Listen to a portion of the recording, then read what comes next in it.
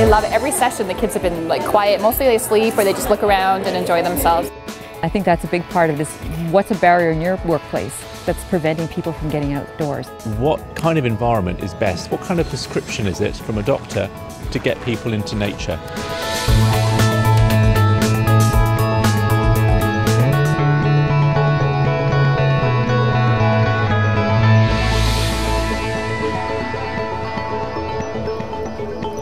Hi, I'm Candice Ng, and you're watching The Sustainable Region.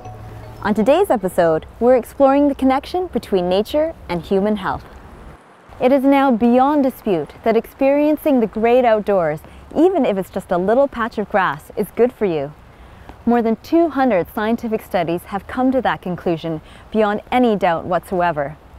And in a world where many of us are leading increasingly sedentary lives with rising rates of obesity and obesity-related health problems, our lives may depend on it. Doctors and other medical professionals are beginning to embrace the Healthy Parks, Healthy People concept, and many of them were in attendance at a recent conference held in Vancouver. It's only the second time an international conference has been held to explore and celebrate the idea that simply getting outside, or even looking outside, can improve your physical health. We took a real risk in having the first International Healthy Parks, Healthy People Congress in Melbourne. 1,000 delegates from 37 different countries, and was a real launching platform for not just in Australia but other countries to start to think and do things about the Healthy Parks, Healthy People philosophy. The concept is integral to Metro Vancouver's regional park strategy, and as such, Metro was involved in the planning of the Vancouver conference. What I found for this conference particularly has been really encouraging is that there have been more doctors here than I've ever seen before. We've had about 30, and not just doctors on the fringe. What we want is those who are mainstream doctors. What we found is that consistently over a whole slew of different kinds of measures, that the more you're exposed to nature, the better your health is. And more importantly, the less you're exposed to nature, the worse your health is. You can be sitting, you can be outside reading, you could be outside playing soccer, you could be any of a number of activities, just spending time outside with friends and family at a picnic bench. Even those kinds of activities have clear benefits. There's an absolute plethora of research which has been royally ignored in the healthcare circles that are more conventional, but is very, very powerful and really inescapable in its conclusion. We should be outdoors more. But that's not all. It turns out that even looking outside has positive benefits too. One of the interesting findings is people who are recovering from surgery in either a hospital room that has a view of a brick wall or has a view of just a little park area. And the people who have the green view are getting out of the hospital sooner, taking fewer and milder painkillers. The outcomes that have been associated with even very small differences in access to nature, such as a view versus not, they're really impressive. Researchers believe getting children outside will pay off immediately, as well as down the road when fewer health problems develop. It doesn't take much of a stretch to give kids the opportunity to spend time outdoors. It's us as adults who have failed to create the spaces for kids to be outdoors. We've simply structured the world to make the outdoors seem difficult to access, hard to get to, not always hospitable. We've given much of our outdoor space over to the automobile, and as a result, kids think, well, that's normal, and they simply follow along and do it. They may not do what their parents say, but they tend to do what society says. We now know that nature generally relieves chronic stress. So just by looking at it, by being in it, by engaging with it, it actually relieves the stress. And stress is now being thought to be one of the key aspects for most conditions of Western society. So obesity, diabetes, dementia, depression, they've all got a connection to chronic stress. The experts at this conference believe it's necessary to shift our healthcare spending away from focusing on treatment and onto preventing disease in the first place. I see that the percentage of budgets dedicated to preventative health is going up. I think that's a really good sign. And so the nature industry, the parks industry have got to be smart about, okay, how do we work with the health industry on this whole preventative health wave that's going around the world? One answer lies in forging a better connection between the health industry and the various levels of government that plan, design and operate public park space. Here we have two sectors that for many people seem miles apart. Health has nothing to do with regional parks for some people. Health is hospitals and doctors and stethoscopes and health professionals. Whereas there is actually a lot that health can do to achieve its goals by working with people in parks, but just working at the government level isn't going to achieve it. We're talking about getting people into those parks, cultivating healthy living, cultivating healthy lifestyles, having people engaged and recognising there are all sorts of connections between health and nature they can make in their lives. If we can get people outdoors and become more active, then we know that we're going to get health benefits without any doubt whatsoever. There's no question about it. What we don't quite know is what kind of environment is best. What kind of prescription is it from a doctor to get people into nature? How does it work? Now, those are the questions we haven't got the answers to.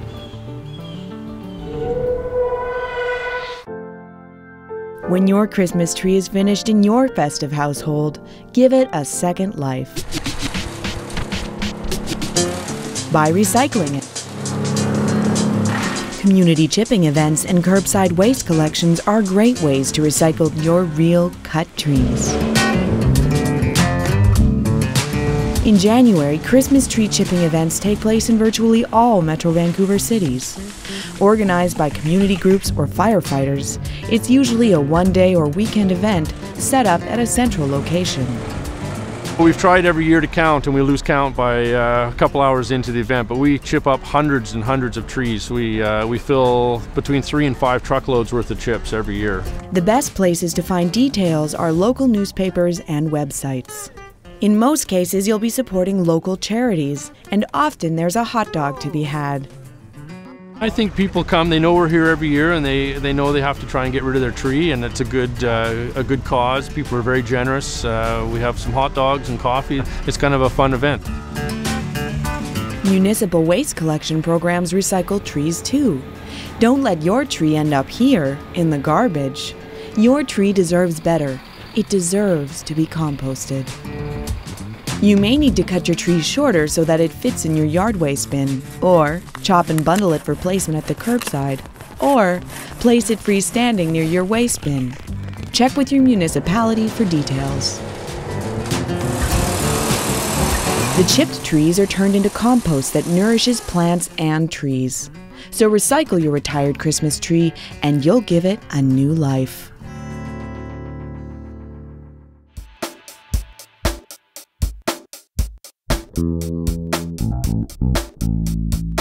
Welcome back to the Sustainable Region, and today's episode about the concept that's become known simply as healthy parks, healthy people. Visiting your closest park during your time off makes sense, and it's fun to do. In the regional park system, for instance, you can experience a wide range of activities, from horseback riding to canoeing to riding a bike. But what about when you're at work? Well, why not apply the same principles there? As you're about to see in our next story, some employers are already on board. It's a workplace not unlike any other. About a dozen people work here, handling the planning and operation of several regional parks in Metro Vancouver. Liz Burse works in communications. It's a desk job, designing and writing material for park visitors. But every day, rain or shine, she gets outside, heading out onto the trails at Campbell Valley Regional Park, where her office is located. Here we go. But it's not just Liz. The entire staff takes turns walking in groups of 3 or 4, an initiative that's supported by their manager, who joins the daily walks whenever she can. Well, I think encouragement is really important, and how you design your workplace and the flexibility that you might have in scheduling. So for example, here, that flexibility to allow people to leave the office at different times allows everyone to participate, so it's not a barrier. And I think that's a big part of it, is what's a barrier in your workplace that's preventing people from getting outdoors. The experts agree, simply getting outside every day can have huge health benefits that pay off in every way. So the idea of cultivating a healthy by nature attitude in the workplace, going to parks, interacting with the natural environment, going together on a collective bike ride, doing things together in nature where you're getting this double dividend. You're getting a win-win. You're having the health benefits of social interaction, and you're getting the various positive interactions of interacting with the physical environment. And that can be factored into people's employers' strategies for a healthy, productive workplace. That'd be great.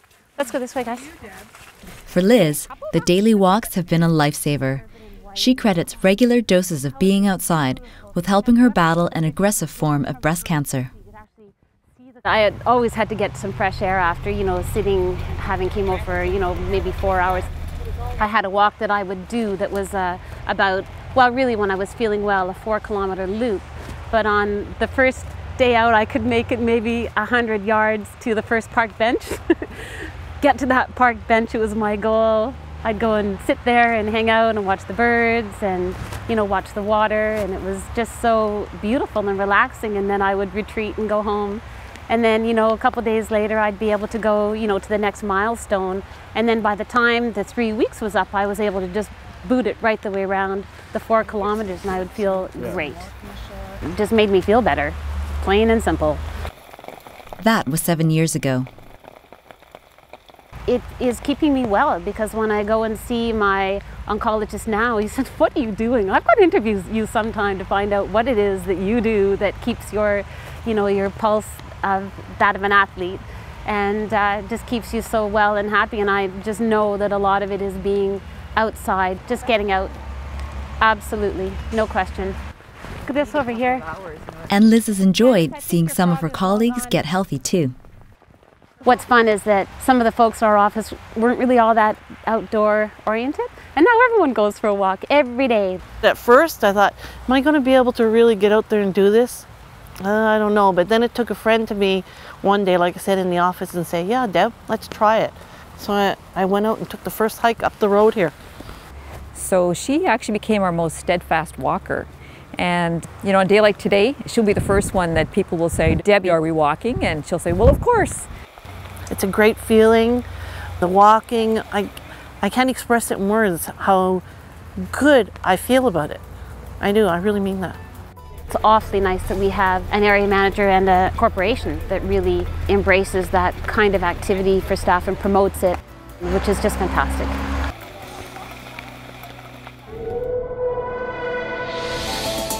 This is our place. It's our home.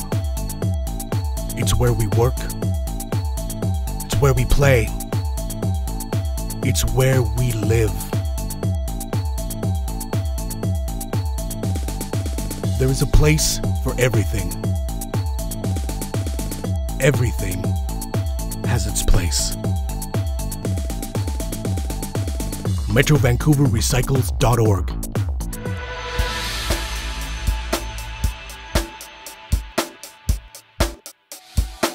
Welcome back. Today we're out for a walk in the park to talk about the impact that simply being outdoors has on your health. Now, it's not always easy to push yourself out the door. There are always so many other things to do. That's why Metro Vancouver offers a variety of recreational programs, including one aimed at getting new moms out of the house and onto the trails. It's going to be really muddy today. Did you guys get all that rain last night? You'll see them out on the trails from spring till winter at 4 of Metro Vancouver's regional parks. Baby and Me is a 90-minute hike designed for the baby's attention span. Leader Denise Blackwell believes getting up and out of the house for a hike is good for new moms, and not just physically. They have a reason to get up in the morning. Once they've gotten up and gotten all their gear together and packed the babies in the car and gotten here, the whole day ends up being a positive experience. Everybody's feeling just invigorated and ready to take on the day. And it's evident that the babies love it too. They love it. Every session the kids have been quiet. Mostly they sleep or they just look around and enjoy themselves. when they're outside, they're so calm that it also gives you a bit of a break from maybe there's not as much fussing or crying. It's kind of funny if we sit too long before we get out, they start to get a little fussy, but as soon as we start walking, they all quiet down and you know, eventually they all fall asleep. But at first, you know, she just likes to look around at the forest and watch and have a good time. You gonna be happy?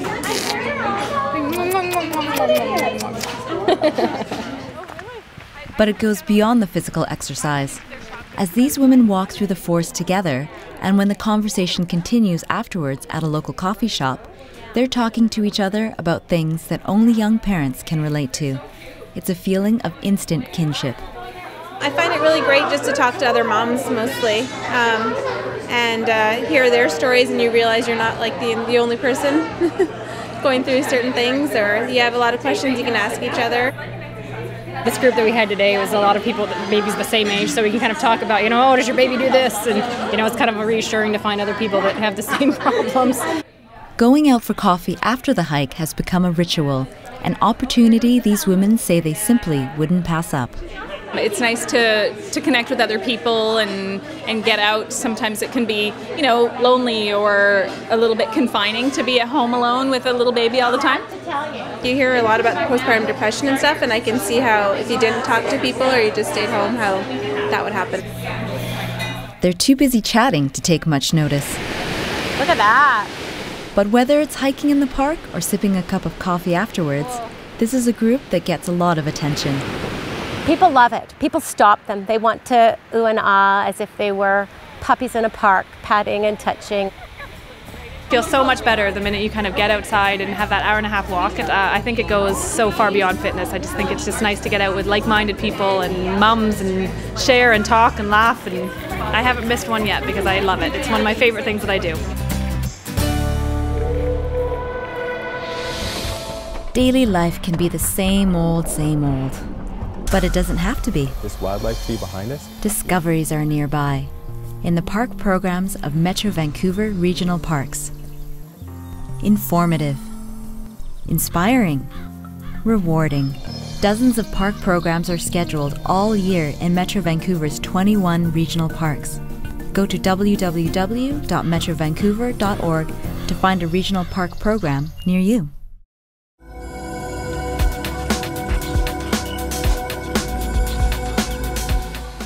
Welcome back to the Sustainable Region.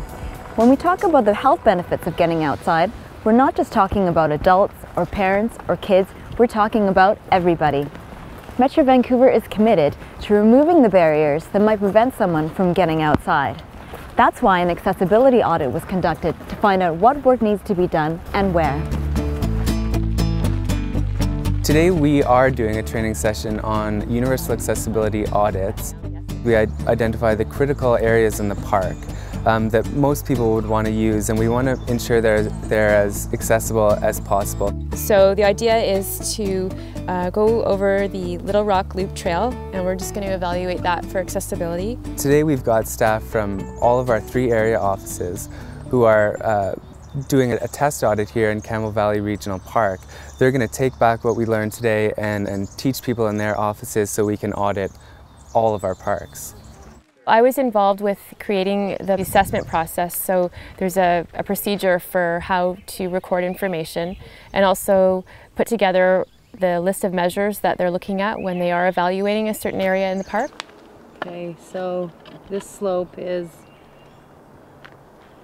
1.9. The first time people do it, they're surprised at how much common sense it is, but also what a difference a subtle change will make. Sometimes they're really good intentions, but in fact, whatever the final result is, there's always like an oops, oh, if only you hadn't done this, if only the railing wasn't right at eye level, if it had just been a little bit lower, and those kinds of things. From our trailhead, we're 370 meters to our first rest stop. We focused in on one trail in Campbell Valley Regional Park, but it's the whole park user experience we're interested in. To get over to the bench, we've got the strip of grass. It would be better if it was the same as the trail, so a nice firm surface to get over here to the bench. When you're on the trail, is there enough benches? Do the benches have armrests? Looking at 460. Yeah. Okay. It might be somebody coming with a stroller, a family with young children may find a certain trail more difficult. Could be someone with poor balance or someone with a heart condition that might need a bench along a trail to sit down and rest. Seniors may have challenges, balance issues, difficulty reading small text on signs. It really could be anyone. Engineers and landscape architects and planners, and they're thinking about these things. You just don't want to limit yourself in any way.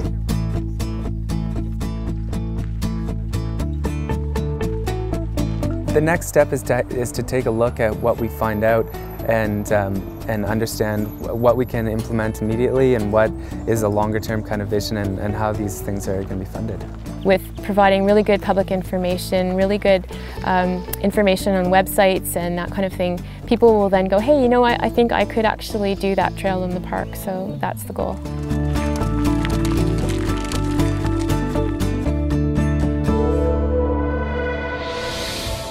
City life can be hectic, but it doesn't have to be.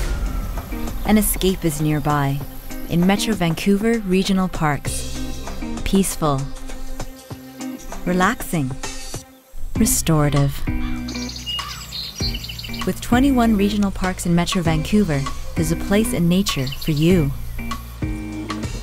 Go to www.metrovancouver.org to find a regional park program near you.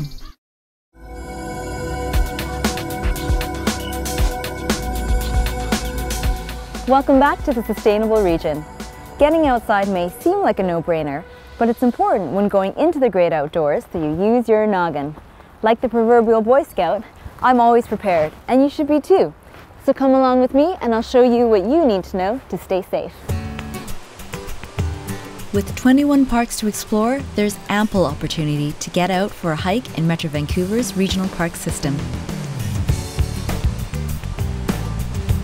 These days, everyone agrees that going out into the great outdoors is good for you, both mentally and physically. But it's also important to do it safely. I'm with Marcel, a member of the park operations staff, and he's also a former member of the search and rescue team. What is the one most important thing to tell people before they go out for a hike in a regional park? Candice, what people should do is have a plan and tell someone the start time, tell them when they're coming back, exactly where they're going. And people need to be prepared. They need to. They can go on the website, talk to some friends. They can look up some books, find out exactly what kind of terrain they're getting themselves into, so that they can properly prepare themselves for that particular hike. When you head outside, this is your best friend. I packed mine for a hike in the woods. Now let's find out how good a job I did. Okay, Marcel, let's take a look at what's in my backpack. Dump it out. Let's see. Okay, you got a Gore-Tex jacket here, that's great for rain. You got your toque and your socks, good socks. You got a first aid kit here, which is a really good one. A lot of people forget about simple things like first aid kit, but they're really handy. You got your plastic bag here. This is a really good one, even for kids and stuff. That's your emergency shelter right there. And you got your water and food, which is our basic necessities there. And you got your headlamp for at night, which is great. And over here, I noticed you've got your matches, and obviously having a knife in the pack is really important. And map and compass and things like that. So you've got your compass here, and you've got your trail map too, which is great. And you got something for the sun. You got sunscreen and sunglasses, really important. Okay, I can see you've got a reflective piece of metal here for signaling, which is great. It's just the top of a frozen juice lid. You can also use a mirror, but this works too. It's really good. Thanks, and this is actually what I pack when I go for a hike. It's not just for the show.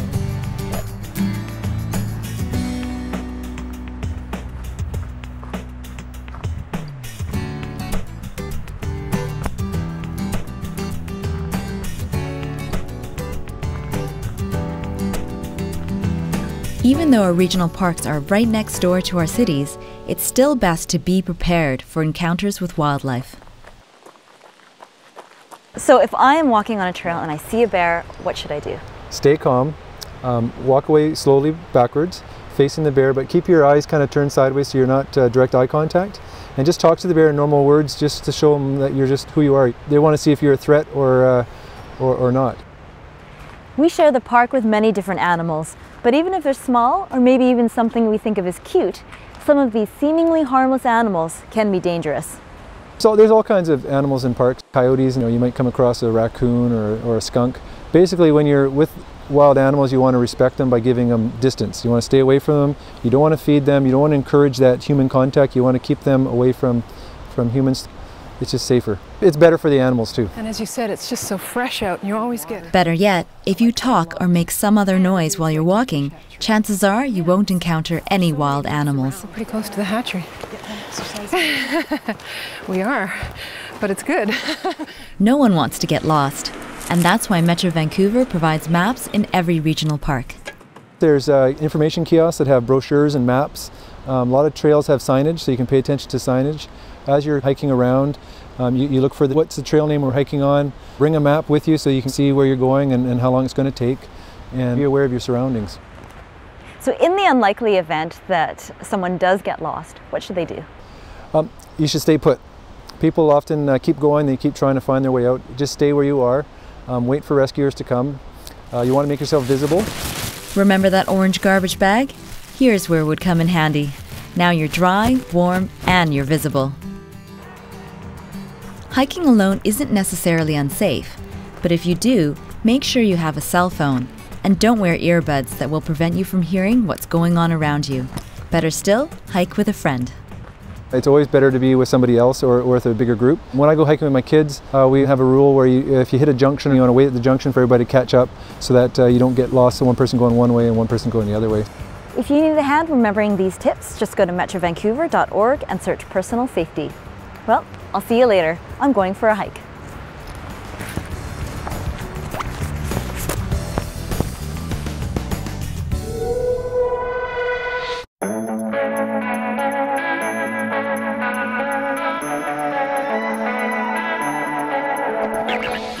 That's only a small sample of the recreational opportunities you'll find in our regional parks.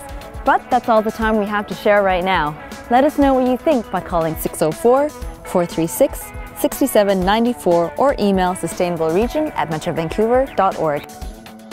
For the Sustainable Region, I'm Candice Ng. Thanks for watching, and don't forget to turn off that TV and get outside.